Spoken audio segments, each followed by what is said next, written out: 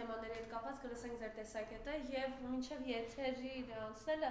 դուք տեսաք ազգային ժողովում ինչ վիճակ է, Նիկոլ Փաշինյանը ըստ էության ինքնատիրապետումը կորցրել է, բոմբ, ժեղ, լնգուլավազներ, այսպիսի տերմինոլոգիայով է խոսում, այս ամենը ինչի դրսևորում է, ես անտասիրակության առաջի հեշտին։ Խնդրեմ։ Կներեք ընտադեցի, դա առաջի հեշտին անտասիրակության եւ անկիրթ լինելու դրսևորում է, որը չափազանց բնորոշ է Փաշինյանին եւ Փաշինյանի տեսակին։ Ճիշտն ասած, ես իր ելույթից ընդամենը երկու փոքր մաս առանձնացրեցի, երկու որակավորում, որը ինքը ուղարկեց մեկը Հայաստանի ընդդիմադիր դաշտի ներկայացուցիչներից մեկին, մյուսը Հայաստանի Հանրապետության քաղաքացիներին։ Տեսեք, խոսում է բոմժ լինելուց, այստեղ կա երկու տարբերակ, առաջի հերթին յուրաքանչյուրը փորձում է մյուսներին նմանեցնել իրեն, եւ Փաշինյանի դեպքում ինքը երբեք չի փորձում որևէ մեկին նմանվել, այլ ինքն է փորձում մյուսներին նմանեցնել իրեն, ինչպես ասենք ցանկացած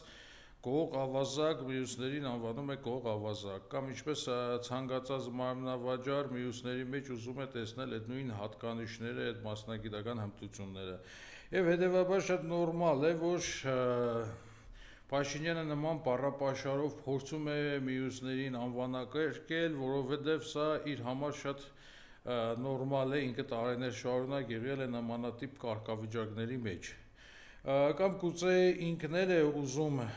նպաստել, օգնել, որպեսզի Սամվել Կարապետյանը դառնա վարչապետ, եւ երևի իրեն տանը շատ են վարչապետ բառի փոխարեն ասել բոմժ, եւ հիմա ինքը երբ որ ասում է ծծկը դարձնեմ բոմժ, երևի նկատի ունի վարչապետ դարձնել։ Սա արդեն մի փոքր հռետորական է, գուցե իր համար հենց վարչապետի պաշտոն զբաղեցնելը բոմժություն է, այդ մասով պետք է իրենից հասկանալ։ Իսկ շատ ավելի սարսափելի, նաև զզվելի է, երբ որ ինքը Հայաստանի Հանրապետության քաղաքացիներին անվանեց շուն ու շանգյալ։ Ինչ է նշանակում, ես չգիտեմ, Հայաստանում կա այդքան շուն ու շանգյալ։ Այսինքն այս դեպքում այդ տեսակետը դնենք, որպեսզի ժողովուրդը հասկանա ինչի մասին է խոսքը։ Կարա հավատա, կներեք հազար ներողություն։ Եթե ես հիմա ասեմ, գիտեք ինչ կարող է ուժեղ Հայաստանը, Հայաստան դաշինքը, ուժեղ ՀՀԿ-ն, Հայաստան դաշինքը ու ԲՀԿ-ն անցնեն խորհրդարան, նշանակում է ես իմ մտքով անցկացնեմ, որ Հայաստանի Հանրապետությունում այդքան շուն ու շանգյալ կա, որ կարա իրանց օգնին քվեարկի։ Գիտեք, առանց հայոյանքի դժվար է պատասխանել, բայց բոլոր դեպքերում ես ինքնատիրապետումը պահպանեմ։ Այսինքն ինքը ինչ է ասում, ինքը Հայաստանի Հանրապետության բնակչությանը անվանում է շուն ու շանգյալ։ Սա արդեն բացահայտ արհամարանք է Հայաստանի Հանրապետության քաղաքացու նկատմամբ։ Այն դեմոկրատիայի, ժողովրդավարություն, ազատ ընտրություններ, երբ որ քարոզում էր, կամ երբ որ ինքը գալիս էր իշխանությունը գրավելու, իշխանությունը զավթելու, այն ժամանակ հպարտ քաղաքացիներ էին։ Իսկ հիմա երբ որ այդ նույն քաղաքացին պատրաստվում է իրեն զերգել իր բոմժի աթոռից կամ վարչապետի աթոռից, ինչպես ինքը ընկալում չեմ կարող ասել, այս դեպքում արդեն այդ մարդիկ դարձան շուն ու շանգյալ։ Սա իրականում երկրի ղեկավարի խոսուց չէ, սրանով նա հերթական անգամ ապացուցեց, որ ինքը բացարձակապես կապ չունի Հայաստանի Հանրապետության հետ, ինքը բացարձակապես կապ չունի հայ ժողովրդի հետ եւ սրանով ինքը ցույց տվեց իր կառավարիչ լինելը, որովհետեւ միայն օտարերկրյա կառավարիչը, օրինակ տվյալ դեպքում թուրքը կարող է նման կերպ արտահայտվել հայ մարդու մասին։ Շուն շանգյալ, տեսեք, մի 100 տարի առաջ է թուրքերը մեզ գավուրներ էին ասում, նույն տոնով, նույն արհամարանքով, ինչպես այսօր Փաշինյան Նիկոլը Հայաստանի Հանրապետության բնակիչներին անվանեց շուն ու շանգյալ։ Եվ տվյալ դեպքում այս մասին արդեն ոչ թե մենք պետք է խոսենք, այլ Հայաստանի Հանրապետության քաղաքացիները պետք է հենց այդ բառով արդեն իրենք պատասխան պահանջեն Նիկոլ Փաշինյանից։ Այ ամիսներ առաջ կամ գուցե մի տարի առաջ մենք հիշում ենք եւս մեկ ներկայացուցիչի հայր համբալներ համարեց բոլոր նրանց, ովքեր գյուղերից օպելներով գալիս էին Երևան։ Հիմա արդեն շուն ու շանգյալ։ Վաղը մյուսօր շատ ավելի վատ պարամետրերով կսկսեն հայ ժողովրդին դիմել։ Եվ այս դեպքում, գիտեք, արդեն մենք մեր համար էլ է դժվար։ Արդեն ժողովուրդը պետք է հստակ իր դիրքորոշումը, իր վերաբերմունքը արտահայտի այս անհասկանալի ծագմամբ անձի նկատմամբ։ Այս ամենը ինչի դրսևորում է, ուզում տեսանք, հա, վերջին օրերին Սամվել Կարապետյանի թիմայցների դեմ այդպես բերման ենթարկել, մինչև անգամ կանանց այս վախերը ինչով է պայմանավորված, խնդրեմ։ Սա ավելի շուտ հենց նույն արհամարանքն է։ Նույն արհամարանքն է եւ ինքը նաեւ շատ լավ հասկանում է, որ ինքը Հայաստանում ատոր տնելու տեղ չունի արդեն։ Իր համար արդեն խնդիր է Հայաստանում մնալ ղեկավարելը։ Ճիշտ է, ինքը իր կողմնակիցները, իր հովանավորները, իր տերերը ամեն ինչ արել են, որ ինքը ընտրություններում շատ ավելի ապահով կնա, պատրաստ են ցանկացած տեսակի խախտումների նկատմամբ աշկ փակել, պատրաստ են ցանկացած հանցանքի նկատմամբ աշկ փակել, բայց միևնույն է, ինքը ներքուստ հասկանում է, որ ինքը ունի չափազանց մեծ խնդիր Հայաստանի Հանրապետությունում։ Եվ ինքը սարսափում է այն պահից, երբ որ կարող է Հայաստանում ընդդիմությունը իսկապես ձևավորի համաժողովրդական ուժեղ հոգևոր շարժում։ Այնինքն այդ ամեն ինչը շատ լավ հասկանում է։ Եվ այսօր այդ մարդկանց ուղղակի բռնել, բաց թողնել կամ տնային կալանքներ ինքը դրանով ինչ է անում։ Առաջի հերթին ստեղծում է անհավասար մրցակցային պայմաններ ընտրությունների հետ կապված։ Այսինքն արդեն իսկ նրա գործողությունները խոսում է կեղծված եւ ոչ ազատ, ոչ թափանցիկ ընտրություններ կազմակերպելու մասին։ Ընտրություններին դերևս կա ամիս ու կես, բայց այս պահին արդեն մենք կարող ենք հստակ գնահատել, որ Հայաստանի Հանրապետությունում 2026 թվականի հունիսի 7-ին տեղի ունեցող ընտրությունները դրանք բացարձակապես ժողովրդավար ընտրություններ չեն, որ այդ ընտրությունները իրականացվել են ոչ հավասար եւ ոչ թափանցիկ պայմաններում։ Արդեն իսկ միջև ընտրություններին հասնելը Նիկոլ Փաշինյանը հենց ինքն իր համար լեգիտիմության խնդիր է ստեղծել։ Էլ չասեմ, որ հերթական անգամ այն հաստափոր գրքերում, որտեղ կան նշված իր կողմից իրականացված բազմաթիվ հանցանքները, այդ հանցանքների գրքում ավելացան եւս մի քանի հանցանքներ։ Եվ իրականում տեսեք նաեւ սարսափելին որն է, որ իր համար գոյություն չունեն կարմիր գծեր։ Ինքը նույնիսկ շատ փոքր երեխային կարող է զրկել մորից միայն նրա համար, որ ցույց տա իր ադելությունը հայ ժողովրդի նկատմամբ։ Ինքը կարող է պատարակ խնդրել, խանգարել, ինքը կարող է աղոտող երիտասարդին տանել կտանքների ենթարկել, խոշտանգման ենթարկել միայն նրա համար, որ ինքը ուզենա ցույց տա, որ Հայաստանում ինքը կառավարիչ է։ Այսա այդ արհամարանքն է։ Այո, ես նոր նշեցի, ինքը նույնիսկ կրսկեր երեխային զրկեց մոր կատից։ Մի քանի ժամ շարունակ ինքը զրկեց մորից։ Ու սա առաջին անգամ չէ, նույնիսկ 2019 թվականին մենք Գյումրիում դեպք ունեցանք, երբ որ մոր ձեռքից խլեցին 1 տարեկան երեխային եւ մորը տարան նստեցրեցին բանդ։ Ու բանդում ստիպեցին, որ հանցանքը պետք է վերցնես քո վրա, որ կարողանաս երեխայիդ տեսնել։ Դրանից անցել է 7 տարի, աշխարհում որևէ մեկը դրան չարձագանքեց։ Հայաստանի այսպես ասած հասարակության, այսպես հակուստները պատրող գետններին պարգող այդ կեղծ իրավապաշտպաններից որևէ մեկը չարձագանքեց։ Սա հերթական անգամ ցույց տվեց, որ 2018 եւ 18-ից հետո սկսված բոլոր պրոցեսները, բոլոր գործողությունները դրանք Հայաստանին, հայ ժողովրդին դեմ էին։ Այդ ամեն ինչը իրականացվել էր ուղղակի գեղեցիկ փաթեթավորմամբ, գեղեցիկ անուններով, բայց սրանք մի մեծ հանցագործությունների շարք էին։ Եվ ցավոք սրտի դեռևս այդ հանցագործությունները շարունակվում են։ Եվ ցավով արձանագրեմ, որ ես վստահ եմ մինչև հունիսի 7-ը մենք ավելի շատ այլանդակություններ, ավելի շատ բռնություններ տեսնելու ենք մեր երկրի բնակչության, մեր հայրենակիցների նկատմամբ։ Այս հրանով էր նաև պայմանավորված, որ օրինակ երրորդ նախագահի թիմը բոլորս մենք ասում ենք, որ Նիկոլ Փաշինյանը հետ պետք չէր ընտրությունների գնալ։ Բայց ցավոք սրտի ստացվեց իրավիճակը բերեց նրան, որ գնում ենք ընտրությունների։ Գոնե այս պարագայում ընդդիմադիր դաշտը պետք է հնարավորինս համախմբված լինի։ Որովհետև Փաշինյանը շատ լավ կարողացել է մասնադել, դեռևս 18 թվականից կարողացել է մասնադել մեր հասարակությունը։ Այ հիմա մենք հնարավորինս պետք է այդ հասարակությունը կարողանանք միավորել։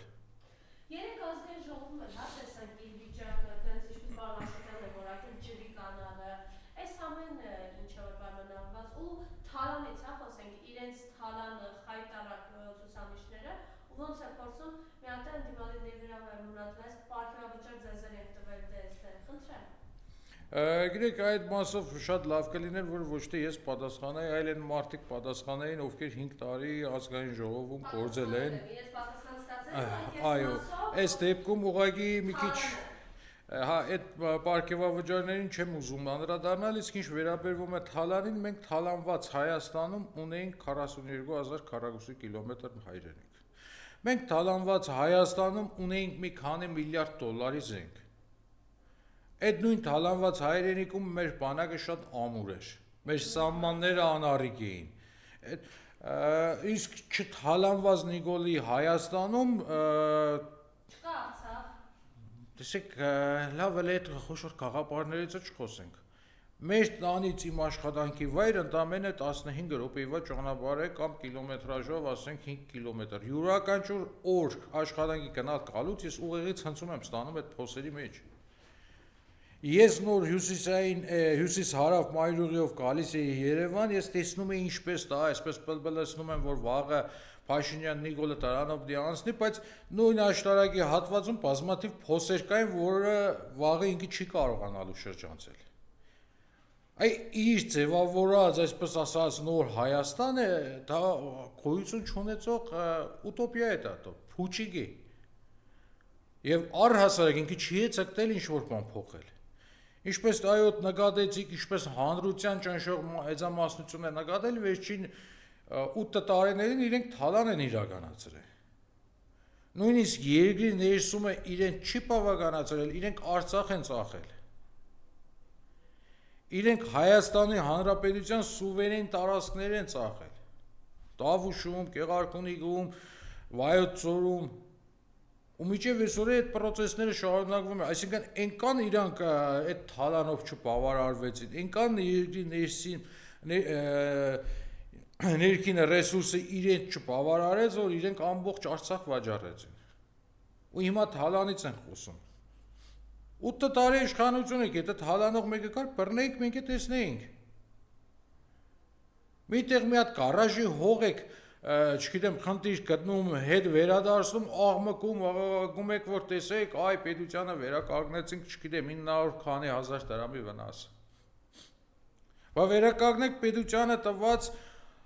հայրենիքի վնասը, վերականգնեք այն 5000 եւ ավելի զոհված տղաների կորուստի վնասը։ Այսինքն իրանք գիտեք ինչն է խնդիրը, այդ հավոք սրտի Հայաստանում հասարակության մասնատվածությունը եւ ընդդիմադիր դաշտում շատ-շատերի ավելորդ այսպես հավակնությունները բերեցին մի իրավիճակի, որ սա խոսեց ինքը առհասարակ խոսելու իրավունք չուներ։ Ինքը միայն պետք է քննիչի մոտ նստեր խոսեր։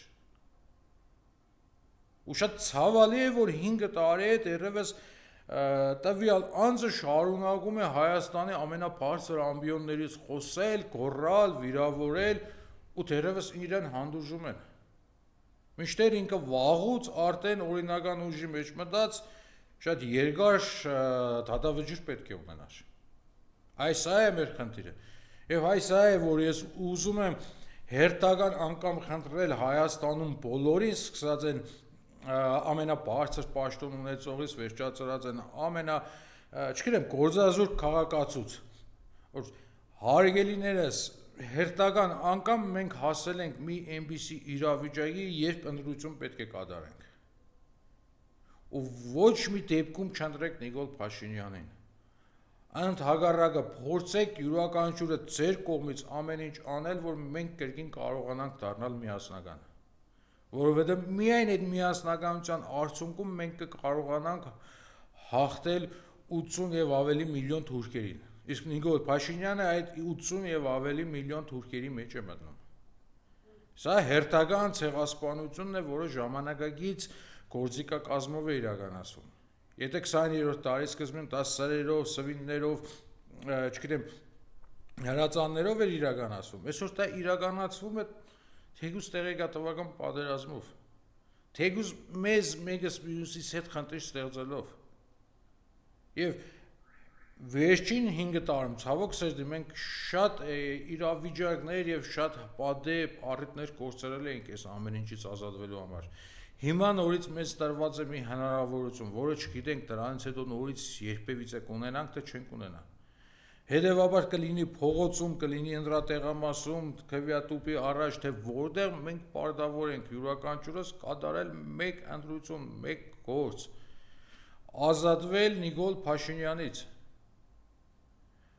Սա է լինելու մեջ թիվ 1 առաքելությունը առաջիկա ամիս եւ կես ժամանակահատվածում, գուցե մի փոքր էլ նաեւ այդ ընդրական օրից հետո։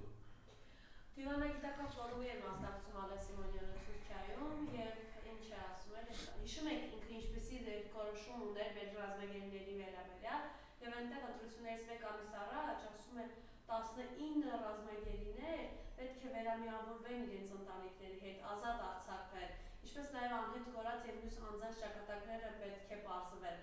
Խնդրեմ, ինչ ունեք, ինչ որ ակում կտակ իրենց պահվածքին։ Հերթական դեմագոգիան, ընդրություններից առաջ հերթական դերասանություն, ձևականություն, մենք բոլորս շատ լավ հասկանում ենք, չէ՞ որ օրինակ Բակո Սահակյանին իրենք ոչ մի դեպքում չէին ուզենա տեսնել այստեղ։ Նույն Արայիկ Հարությունյանին իրենք հաստատ չէին ուզենա տեսնել այստեղ։ Ես ձեզ ավելին ասեմ, երբ մենք թեկուզ նույն արցախցիների հետ ենք զրուցում, այն բոլոր մարդկանց հետ, ովքեր քչից շատից իրավիճակին տեղյակ են, նրանք բոլորն էլ փաստում են մեկ բան, որ այդ մարդկանց Արցախի ռազմաքաղաքական ղեկավարությանը գերության հանձնել են հենց Հայաստանից։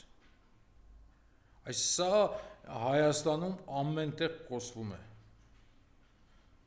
Ամեն տեղ, այդ թվում Նիկոլի համակիրների կողմից։ Եվ հասկանալի է, չէ՞ որ Ալեն Սիմոնյանը այդ մարդկանց ոչ մի դեպքում չէր ուզենա այստեղ տեսնել։ Ինչպես օրինակ չէին ուզում տեսնել 2020 թվականին 44-օրյա պատերազմի կեսից Պաշտպանության բանակի հրամանատար նշանակված Միքայել Արզումանյանին։ 4 տարի այդ մարդուն ապօրինի պահում են փակի տակ։ Մեկ կալանավայրում, մեկ տանը որպես տնային կալանքում գտնվող կալանավոր, այսինքն ամեն ինչ անում են, որ որևէ կերպ Միքայել Արզումանյանը չկարողանա խոսել, որովհետև սարսափում են այն մտքից, ինչ ինքը կարող է ասել։ Եվ հետևաբար հավատալ Ալեն Սիմոնյանի անկեղծությանը, որ ինքը ուզում է Արցախի ռազմաքաղաքական ղեկավարությանը տեսնել Հայաստանում գերությունից ազատված, մեղմ ասված ես չեմ հավատում, ինձ թվում է ոչ մի adekvat մարդ չի ավետում։ Թե սա իրանց հերթական կեղծիքն է, տեսեք, ժամանակին ես բազմաթիվ անգամներ պնդել եմ եւ Հայաստանի իշխանությունները որևէ կերպ ինձ չեն կարողացել հակադարձել, բացի ԱԱԾ գործիքակազմով ինձ նեղություն կամ վնասներ պատճառելով։ Նույն 2020 թվականի խծաբերդում գերեվարությունը 62 զինծառայողին գերի հանձնելը դա Հայաստանի իշխանությունների կողմից իրականացված քայլ էր։ Եվ դրանից հետո յուրաքանչյուր անգամ մեր գերեվարված զինվորները տարբեր առիթներով շատ կասկածելի հանգամանքներում են գերի ընկել։ Այդ տեսեք, ոչ վաղ անցյալում 2023 թվականին մենք հիշում ենք, երբ Նախիջևանի հատվածից 2 ադրբեջանցի զինվորական զինծառայող մտան Հայաստանի տարածք, հասան մինչև Կաբան, այնտեղ սպանեցին Զանգեզուրի պղնձամոլիբդենականի պահակին, հետո ուզում էին արդեն դուրս գալ Հայաստանի տարածքից մեղրի հատվածով, բայց չստացվեց, հայ մարդիկ նրան բռնեցին, և այս դեպքում որպեսզի հնարավոր լիներ փոխանակումը, մենք տեսնում ենք, որ նույն մարզի մեկ այլ հատվածում անհասկանալի պայմաններում երկու հայ զինծառայող հայտնվեցին կերևարության մեջ։ Հիմա ես իրավունք ունեմ կասկածելու, որ դա Հայաստանի հատուկ ծառայությունների կողմից կազմակերպված էր։ Այդ ժամանակահատվածում մարդկանց բողոքի հիման վրա նաև քրեական վարույթներ էր նախաձեռնվել, որևէ մեկը այդ քրեական վարույթից տեղյակ է, կամ այդ քրեական վարույթների շրջանակներում որևէ մի պաշտոնյայի նկատմամբ մեղադրանք ներկայացվեց, ընդամենը մի բան էր արվել, Գորիսի ռազմական ոստիկանության պետին նկատողություն էր տրվել։ Այն դեպքում, երբ որ իր տարածքում էլ տեղի չէր ունեցել հանցագործությունները, հանցագործությունները տեղի էին ունեցել Սիսիանի և Կաբանի տարածքներում։ Բայց քանի որ միայն ինքն էր, որ որևէ մեկի կներեք հայտարարությանը սպռախոդը չուներ, մենակ իրան նկատողություն հայտարարեցին։ Այսինքն, այս իշխանությունները իրենք նորից եմ կրկնում ոչ միայն կապ չունեն Հայաստանի Հանրապետության հետ, այլ իրենք թուրքական ներկայացուցիչներ են, թուրքական կառավարիչներ են, և բացարձակ զարմանալի չի, այո, որ Թայլյատը կարող էր մեզ գյավուր անվանել, իսկ Նիկոլ Փաշինյանը փորձի շուն ու շանգյալ անվանել։ Իհարկե սա երևի ինքը փորձել է իր ընտանիքի բնորոշումը տալ։ Եվ վերջին հարցել մահ բանակում այս տարվա թվերը ուղղակի սարսափելի են արդեն իսկ տարվա սկիզբը դեռ։ Խնդրեմ իրենց պահած բանակը, իրենց պահած զինվորը, իրենց պահած բարոյահոգեբանական վիճակը ստեղծած։ Գիտեք, ես արդեն նույնիսկ վախենում եմ բանակին անդրադառնալ, որովհետև ես շատ հստակ տեսնում եմ մի սարսափելի իրականություն։ Նիկոլ Փաշինյանը հստակ կնում է, որպեսզի բանակը լուծարի։ Ես կարծեմ անցած անգամ նորից ձեր տաղավարում էլ ասեցի, շաբաթներ առաջ նույնիսկ մենք տեսանք արհեստական միտինգներ պաշտպանության նախարարության դիմաց, որտեղ զինծառայողների ծնողները պահանջում էին, որ արդեն ծառայության անցած իր երեխաները նույնպես տարուկես ծառայեն։ Նմանատիպ իրավիճակ մենք ունեցանք 2020 թվականի նոյեմբերին, երբ որ նույն ծնողներին հանանցին տարան Արտաշատ, ավելի մի քիչ հեռու, ավտոբուսներ կանգնեցրեցին, շոուներ եղավ, որպեսզի հայ զինվորը չգնար Արցախ։ Նիկոլ Փաշինյանը այսօր ցկտում է բանակը լուծարել, որովհետև իրեն կա այդ հրահանգը, որովհետև Ադրբեջանը և Թուրքիան Հայաստանը որպես սուվերեն պետություն չեն ուզում տեսնել, իսկ Փաշինյան Նիկոլը կատարում է միայն նրանց հրահանգները։ Եվ ես ես ասեմ, կրկին ուզում եմ փառք տալ հայոց բանակին և հայոց բանակի բոլոր հիմնադիրներին, ավանդ ունեցողներին, որովհետև 8 տարի շարունակ Փաշինյանը իր վարչապետ ընտրվելու օրվանից ինքը քայքայել է բանակը, մինչև այսօր, բայց բանակը դեռևս կա։ Նույնիսկ 44 օրյա ծանր պատերազմից հետո, այսպես դավադիր պատերազմից հետո բանակը շարունակեց մնալ։ 22 թվականին նորից արժանապատիվ ձևով կռիվ տվեց։ 21 թվականին մենք հիշում ենք իշխանասարի ճարտարը, այլ փորձեն թող լրագրողները հետաքրքրվել։ Հիշում եք իշխանասարում երկու ադրբեջանցու մեր տղեկը կերի են վերցրել։ Հրամանատարն է այդ վիդեոն կար խոսում էր։ Այլ փորձեք մի հատ հետաքրքրվել, տեսեք հիմա այդ հրամանատարը որտեղ է։ Այդ կերի վերցնող հրամանատարը որտեղ է։ Փաշինյան Նիկոլը ցավոք սրտի Հայաստանը կործանում է, իսկ Հայաստանը կործանելու համար ինքը հիմնական թիրախներից մեկը ընտրել է բանակը, մյուսը եկեղեցին։ Եվ անկեղծ սա մեր վերջին հնարավորություններից մեկն է։ Տեսեք, այդ մարդը իր նախընտրական ծրագրում հատուկ կետ է մտցրել, որով ինքը պետք է քայքայի եկեղեցին։ Այսինքն ինքը դա չի հետ հագցրել։ Ով վաղը մյուս օր Աստվածմի արածը ինքը նորից դարձավ վարչապետ, իր առաջի քայլը դա է լինելու։ Վերցնելու ինչ-որ մի թուղթ, ասի, այ տեսեք, այստեղ գրված էր, որ ես ընտրվելու դեպքում եկեղեցին բարենորոգելու եմ։ Այդ թուղթը պետք է առնի գնա Էջմիածին։ Թուրք շկա խումբն էլ իր հետևից գծած։ Արցախ գործերինք։ Հուսով եմ կոնե եկեղեցին կպահպանենք։ Բանակը կպահպանենք։ Հակառակ դեպքում մենք Հայաստան որպես այդպեսին չենք ունենա։ Շնորհակալություն։ Ես էլ եմ շնորհակալ։